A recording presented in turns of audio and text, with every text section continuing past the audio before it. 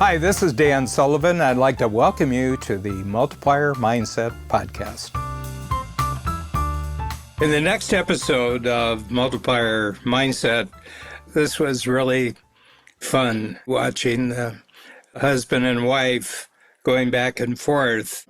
We have a lot of married couples who are in Strategic Coach together, and they've seen many examples of husbands and wives not really making it in business. It's almost like an adversarial relationship, or they run into difficult issues inside the business. But the interesting thing is that they're having the same sort of conflicts in their personal life as a result of this. And I would say that the one tool that they learn in Strategic Coach, which changes everything, is the whole concept of unique ability. That every person has a unique ability. You're born with it. This isn't something you learn by going to school.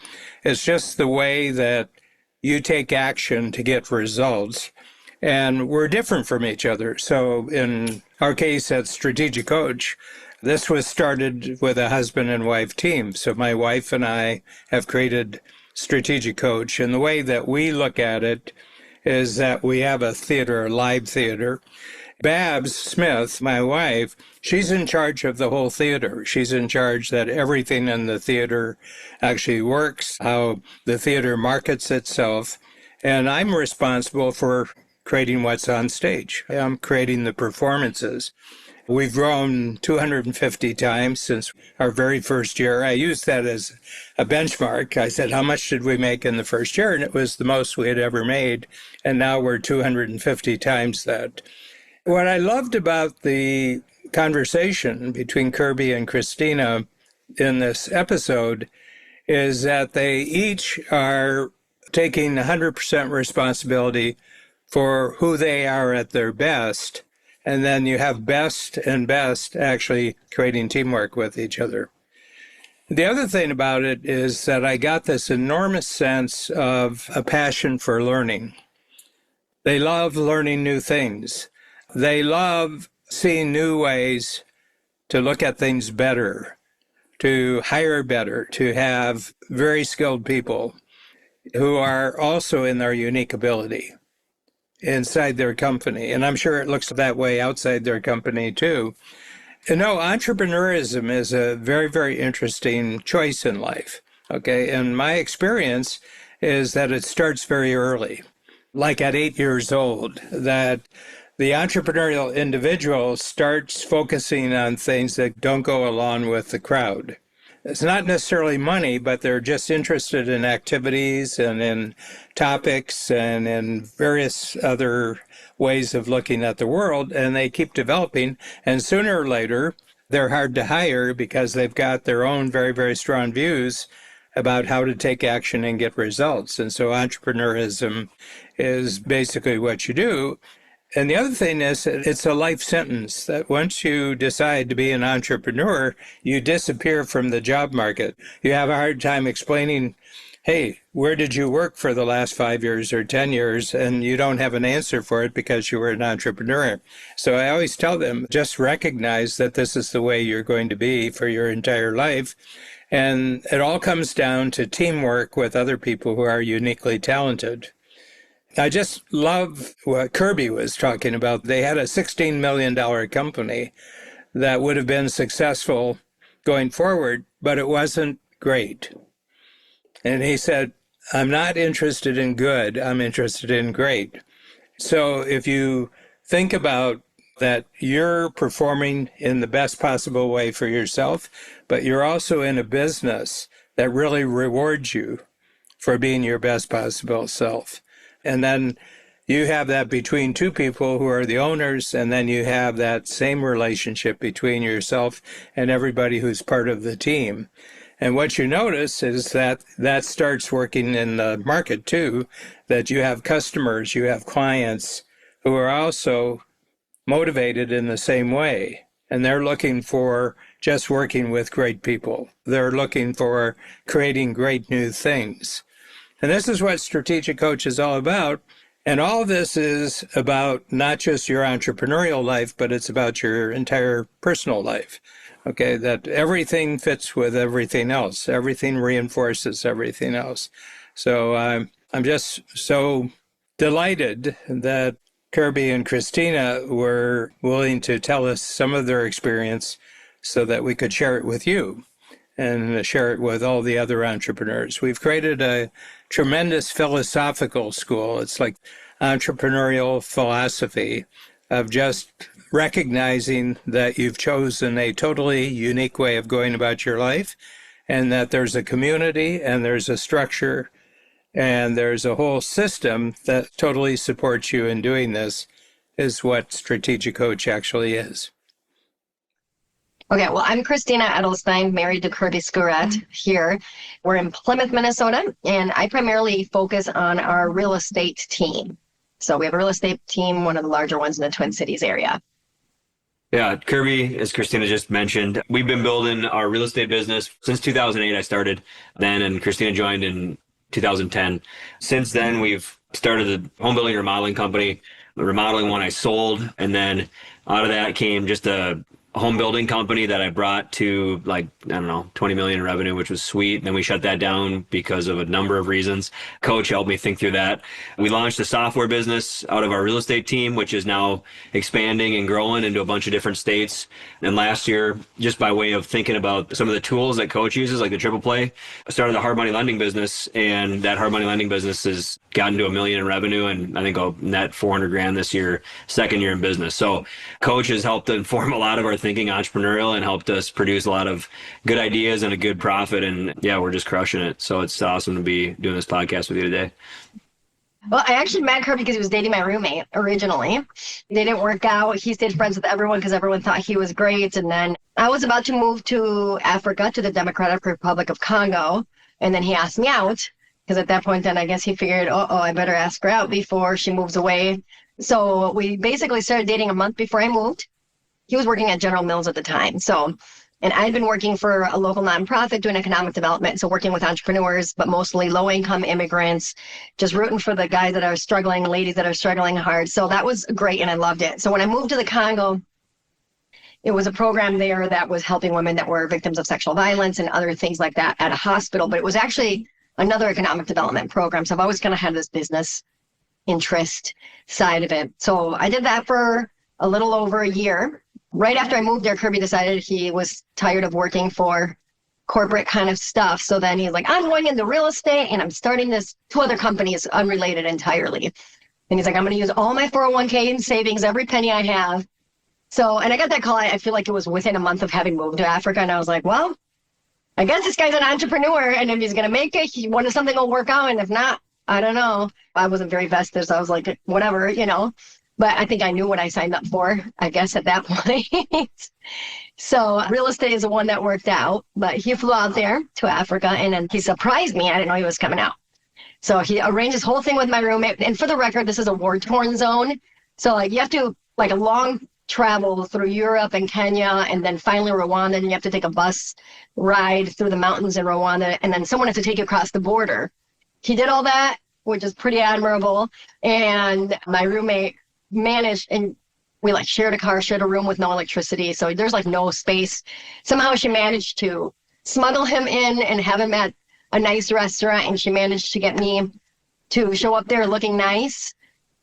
I'll spare details for another time, but then all of a sudden he walks up from the lake and is there, and I'm like, what are you doing here? It was so hard to fathom because it's obviously across the world, but he gets down on one knee and proposes, and so there you go. So then I ended up flying back, and we got married in 2009. So we just had our 16th wedding anniversary this summer.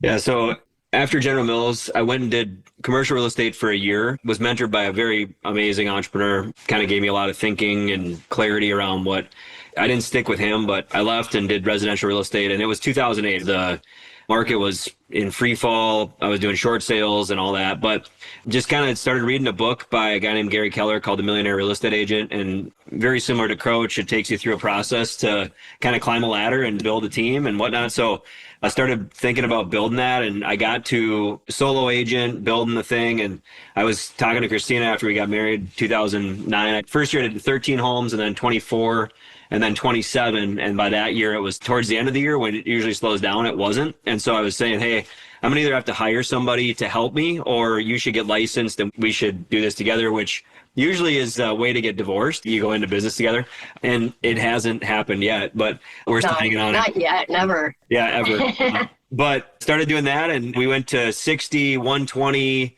154, hired some people, 192.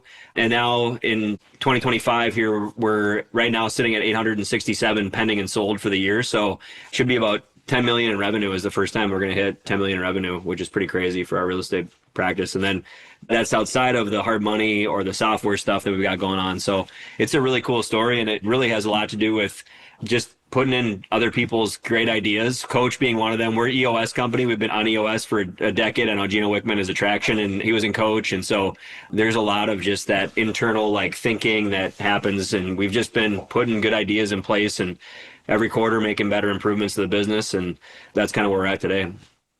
After a lot of learning and marriage counseling and whatnot, we've definitely figured out the art of staying in your lane. So visionary integrator, Cristina's integrator. I'm a thing manager. Cristina's a people manager, very good with people and very good at sales, very good at tactically getting people to, not in a, slimy sales way, but more of in like, hey, what's best for the client? We're going to do that every time. And that's why we've grown so much, because we take care of people and we do that. And so to answer your question about Cristina, she's just a really good leader, and she's really good at identifying problems and helping leaders solve those problems collaboratively. So with Cristina, that's why it works so well with us in business together. I'm going to paint a picture for you. So before the market crash, I think there were something like 19,000 real estate agents in the Twin Cities metro area. And then obviously by 2008, when everything was crashing, people are running away from real estate. When I got my license in 2010, it dropped down to like a little over 7,000 agents. And the reason I bring that up is because I would come home. I had gotten a job doing marketing when I came back from Africa. I was trying to figure out what I wanted to do because I didn't know at the time, since I'd been kind of working in a different world of nonprofit. But our AC broke in the third story of our condo unit that we were renting. And the guy didn't fix it all summer. And so I would come home in the middle of the summer. Minnesota summers get very hot. And every time I would find Kerby sitting in his boxers with sweat pouring down his back, hustling and just getting it done, talking to the banks, getting the next short sale done, like going and showing homes. And by then, because I have a marketing mind, I'd been helping him develop a brand and work on marketing and starting to build his database and like all that kind of stuff. So I was already kind of like helping him. But I think when I look back now, I was like, okay, we didn't know our core values at the time, but they're humble, hustle, grow and learn, positive attitude, and never problems, only solutions. So I was seeing that every day. And Kerby's just a thirsty entrepreneur, but very strategic. And so very, very good at numbers and spreadsheets and systems. And so I think some of the things that really we complement each other well in is he's very focused, very futuristic. He's able to figure out ways to structure and record data. And now we have phenomenal reporting so that every person in our company actually has access to their metrics or to the right data on the people that they manage. And it's been a game changer, honestly, because, and not everyone can do that. It honestly is like a unique ability, especially in real estate. Like real estate, nobody knows their numbers. They make up numbers. Like I see people post stuff about their sales or stuff, and then you go look and you're like, there's no way you're there. Like, where does your math? And so anyway, having real data and real statistics and real projections has given us such a good ability to make informed decisions or know where to tweak to improve. And that's just one of the many strengths that Kerby brings. He's really good financially in money side of it. So it's no surprise that the hard money lending side of it is working out well, because he has the banking relationships, understands money, understands the needs that the investor has. So anyway, I could go on. I've always been mentored and had really good mentors. And so I started that home building company in 2020, and the first year crushed it. Like, it was one of those where one of my friends said, everything Kerby touches turns to gold. He said that pre-2020. He didn't say it in 2021 and 2022. When 2021, we had the lumber that happened in the lumber industry. I didn't have a lumber addendum in my contracts. And so I lost a bunch of money in 21. And then in 22, the rates went up big time. And so I lost a bunch of money in 2022. So we had a good business, good team. It was all built on EOS. And I had to make the hard decision of like, yeah, this is one that if I kept doing this, I probably could get out of it and work out of it. But it just became one of those things where as I step back and use some of the coaching and tools and thinking time that I had, I was like, you know what? This is not me. This is a good business, but it's not a great business. It's not a business that I want to be in. So making the call to shut down a $16 million a year company is kind of a big deal. For sure, knowing that I'm not a quitter. And so I think that for me was like one of those things where parts of it were my unique ability, but a lot of it was not. So just knowing that, like, hey, even though it's got the revenue, it's not the right thing for me, and being willing to just say, yeah, I got to shut it down has actually freed me up to now look at the software business, which we're growing and blowing up, and have a CEO that's now actually leading and running that for us. And then also this hard money business that just launched in 24 is already wildly profitable, very, very efficient. But that hard money business would not have happened had it not been for the building company, because I flipped the table. I was getting banked and building spec homes. And so I basically used a version in my own version at that time of the triple play to say, if I put this together and put this together and put this together, I can now, build this. And that's what hard money has become for us, is the unlock for profitability, easy, lucrative fun, as Joe Polish talks about. So yeah, it's been great. If you know, you know. So trust your gut is probably the adage there. And then not knowing what's next. I mean, I think that there's so many tools that coach has in the events to be able to go to these quarterlies and get out of the business, get away from the people. Not that the people are bad, but get away from people and just think with other entrepreneurs and be like, well, what do you think about this? Or learn and ask questions about what other people are doing. I mean, I met so many people that were in hard money through coach or a version of something like that, where I was like, oh, well, I won't share names on who they were, but I'm like, if that guy can do it, I probably can do it, So it was one of those things where that was a helpful learning. So I think it's getting around other sharp entrepreneurs, and that's what coach is. I mean, when you think about what coach is, it's the opportunity to be in a curated environment with really good food and to think about what could be. And that's why this business became what it is. It's like, man, I think I can do this hard money thing. And you just, use the tools and use the people and you build something new. So I've got a quick thought too. Amidst many of the tools, one of my favorite sheets has become the 30, 60, 90 summary, because I'll be there and I choose to just use the book that they give versus technology because I get more distracted. I have more access to things. So I'm writing my stuff and I'm thinking, I'm underlining and I write my notes, and you honestly end up with 100 things that you want to walk away doing. Everything sounds great. Every book they recommend or somebody says. And so this sheet helps me really think about what are the things that I really do want to consider actually taking the true action, knowing that you can't implement everything. And I do periodically review this. So ironically, I did this morning. I was having my clarity break. And one of the notes that I'd had on here, because I'm in the middle of trying to make a decision and get clarity. So you asked about how can somebody know, right? I don't know if it's an exactly a strategic tool or if somebody just said it there, but it was with Chad Johnson. But it was basically hey, with decisions, you do the 3, 2, 1. So 3, you start with 3. What are all the facts? And then 2, what are all the feelings that you have about it? Because we're humans and we have a lot of feelings. We're very passionate people. We're not passive, right? And then finally, 1, decision. So it's facts, feelings, decide. And I was interesting. So I actually did that about the thing. And the more that I did both of those, I realized I'm only hanging on because of my feelings.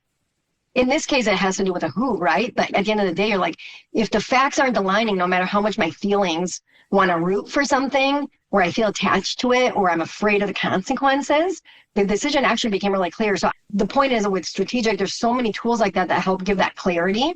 So anyway, for what that's worth. Our most challenging season was in 2014 and 15. And it's because at that point, we were selling around 200 homes and having babies and trying to build and develop a team. But you have to keep in mind, there's a lot of couples that work together where maybe the wife is the assistant, right? And maybe the husband's a visionary and she's the ET, I'm the working genius. I'm not that at all. I am a DG, I'm galvanizing, discerning person. And so dynamically, we don't function like this, like an assistant level at all. So when you have two very, very strong-willed, very driven people, but with very different strengths and styles, that's not easy. And at that time, Kerby had a business partner for the home building remodeling company, the first company of the building ones that we had. And it caused a lot of angst, right? It just wasn't a good fit, but it really bled a lot into our marriage and into our decision-making when we already had our own dynamics of figuring out what marketing should look like or how much to spend, or do we hire people and manage, and obviously very different opinions.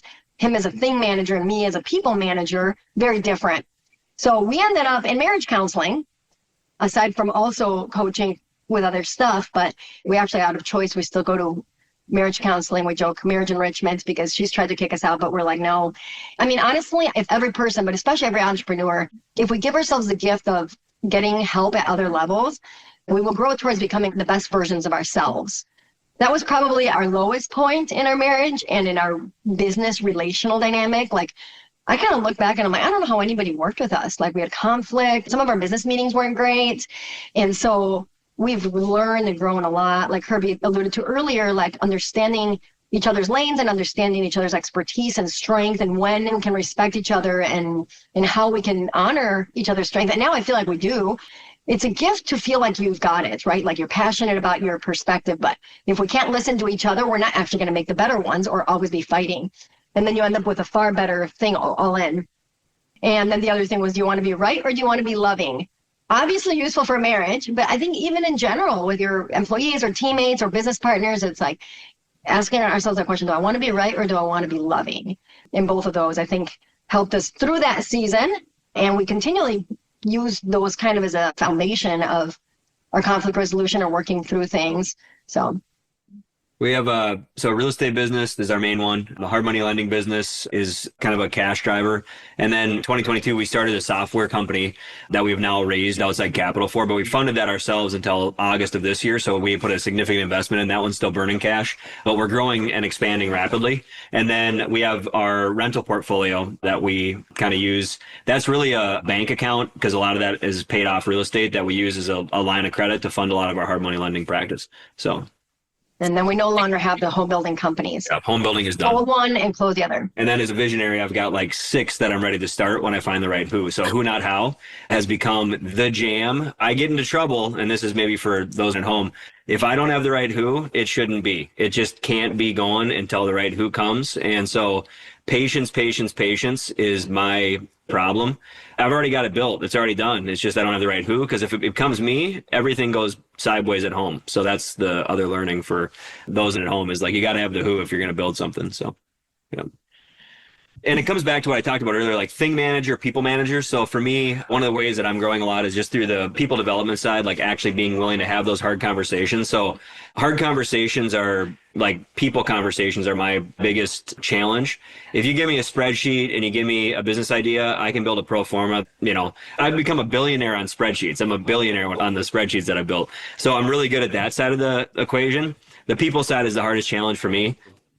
We have 4 kids, so I spend the majority of my time really just on the real estate business, and I'm the integrator there. I have a phenomenal team of leaders, but that is the majority where I put my time. So in regards to the other businesses, Kerby and I have a same page meeting every week, and we recently have added a big picture meeting every other week because we realized that it's not a good space for my brain to go from like tactical decision making around whether it's various family decisions or various business decisions, like do we give this person this kind of raise or not based on the recommendations from leaders or whatever it is, depending on whatever the category is, to like, hey, should we do this business or not? Or is this a right who for this business or not? So that I feel like has been helpful. So I think I'm kind of like a consultant, I feel like, to Kerby's ideas within our portfolio.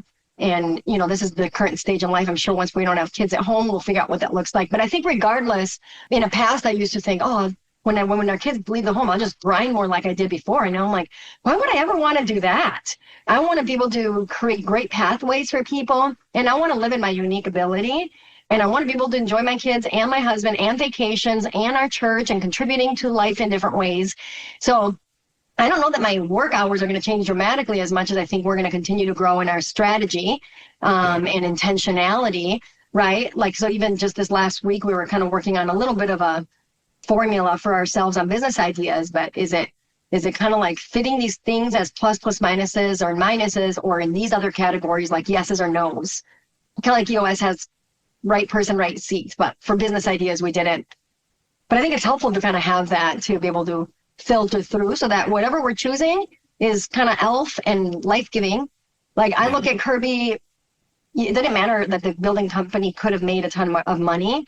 The amount of joy he has and energy with the hard money one is so much 10 times better for me. It doesn't matter money-wise, the difference. It's the best thing for you.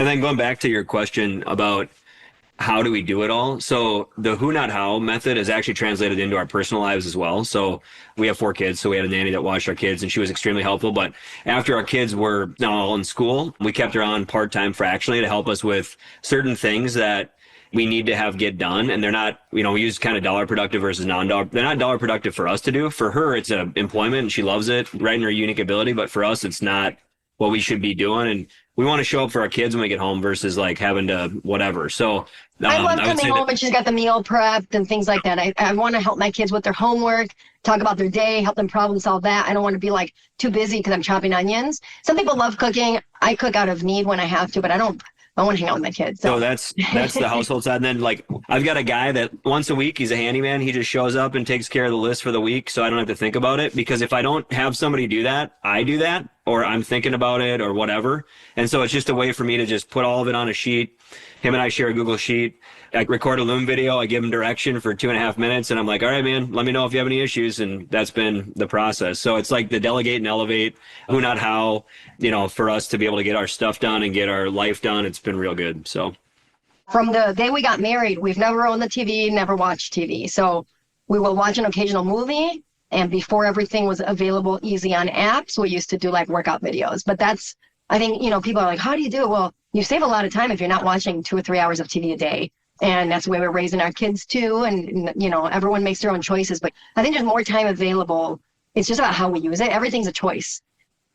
To use an analogy, I want a fire that's roaring. And if you don't have new big logs or new gas or new kindling or something to keep it rolling, it's not going to keep rolling. And so Strategic Coach, every quarterly or every new book that Dan puts out or every new podcast that you guys put together with the various team members that you've got working, like that's just another log on the fire of the entrepreneurial storm that we're trying to storm in a good way, that we're trying to build in the fire and kind of growing it. So entrepreneurs need that, and they need to get out of their own vacuum. Like if you're living in your own little bubble and you're thinking about, oh, this is a good idea, sure, that's fine. Or watching endless YouTube videos, sure, that's fine. But when you go and tactically grab a piece of paper and you get coached by a guy like Chad Johnson, who's the man, either your life transforms or you don't want to transform. Those are the only 2 options. You don't sit stagnant. You either transform or you don't want to, but you can't go to coach and not change. And so I'm a big believer in continuous improvement. Tony Robbins, never, ever stop learning, never, ever stop growing.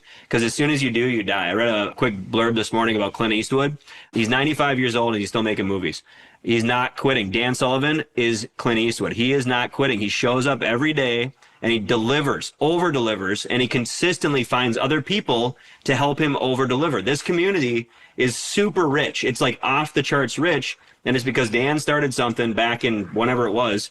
And he's got these people that like keep showing up and they're like, this guy's the man. And Dan's like, no, you're the man. I'm gonna write a book about you. And then all of a sudden it's just like this massive fire of people rolling. So that's, I don't know, if you want to be part of a great fire, like show up. It's phenomenal. So.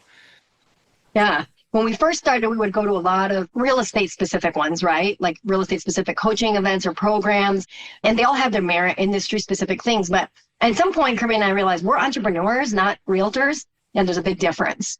And so while we still participate in some stuff that is industry specific because it's important to grow, if that's your only world, it's very tunnel vision or the next shiny squirrel. And there's nothing in most of those industry specific worlds that are encouraging you to have a balance, like a healthy life. Not really balance, I don't believe in that, but like where you're intentionally making choices about your personal and business life and success. And Strategic Coach really does do that. Okay, your lifetime extender, and even just having that intentionality of like, wow, if I want to have a certain future, what are the decisions I'm making today on my personal health, my spiritual side, my family relationships? And so all the tools really that Strategic has, you can use them in your personal life as well. For example, like one of my notes there was, oh, I think I should do the R factor with one of my children because I want to understand her psychology better and what motivates her, because she's not as easy for me to understand as maybe one of my other kids, right? And so whether you're doing that with a client or a family member, what a gift. I mean, to seek to understand people was such a good question. So I think that, yeah, like along with everything Kerby said about like always growing and being challenged, I love being able to get even one solid principle each quarter that I'm like, wow, I'm going to take this back with my business. If you do that, you will probably keep coming back to coach. If you don't, you're probably wasting your time and money because you're not learning anything. You're just feeling like you went to something. And I can think of so many examples where I'm like, oh, I did that. And then now we're experiencing the benefit of that in our company. So I love that. And I think if you're a couple, I see a lot of people that are married in business together, working together, where only one will go to the coaching development. And I think that's a huge problem personally. Kerby and I have always done our coaching. We've gone together. We did all the Tony Robbins back in the day. But I can't even begin to think about how different our frameworks would be if he'd only gone or if I had only gone, or even if you go to some and you're trying to share with the other. It's just not as experientially the same thing. So I do feel like that's helped us stay aligned. And secretly, we just add an extra day in there for a day away to like come down, think, go on a date. And that's really, really nice because you're already traveling for business. So yeah. The one thing is like on the investment side, anybody that makes an investment in any program, they come through the thinking lens of like, is it worth it? Does it make sense? Is this really worth, 10, 15, 20 grand, depending on wherever zone you're in or whatever. I think that's the wrong question. It's like, how are you planning to grow? Because I can look back on the money that we've spent in this program. It's 10, 15, 20, 30x. Easy, not even close. And then if you have a team of any size, the speed of the leader determines the speed of the pack. So for those that are showing up as leaders and truly want to lead from the front, like what Cristina just shared, if you just showed up and the only thing you mastered for your 3-year journey was the R Factor DOS and the strategy circle, and you just help people in your organization master the R Factor DOS and the strategy circle, it's impossible for you not to make more money than the investment that you make into coach every year. Impossible. And it's probably like the best return you could ever get if you just did those 2 tools, only those 2 tools. But there's so many more, right? The other thing is, if you're not going to sign up, start reading the books, because you can't have an excuse not to read the little itty bitty 90-minute books. And if you read Who Not How and you don't agree with him, stop being in business, period. Like, just stop. You should be done.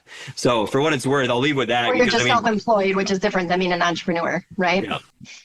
I would encourage it if anyone's thinking about strategic or is it, just pick one thing that you're going to really implement. I think one of the things that really like highlights for me in my brain is the front stage, backstage side of things.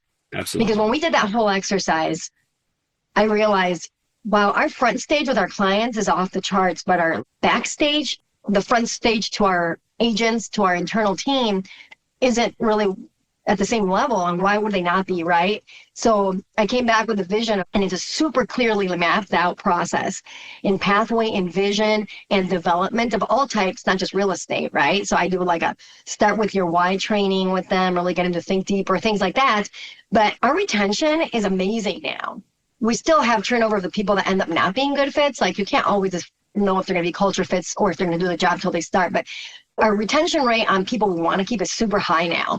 And we have agents that have been with us for years and years, which is not that common, especially because people like to bounce around in teams. For me, I'm like, I can tangibly show that a specific tool and strategy that I was challenged to think about is like a living thing that now is just part of our company. Our current trainer, she's never seen it without it. She doesn't even know what a mess it used to be before in comparison, right?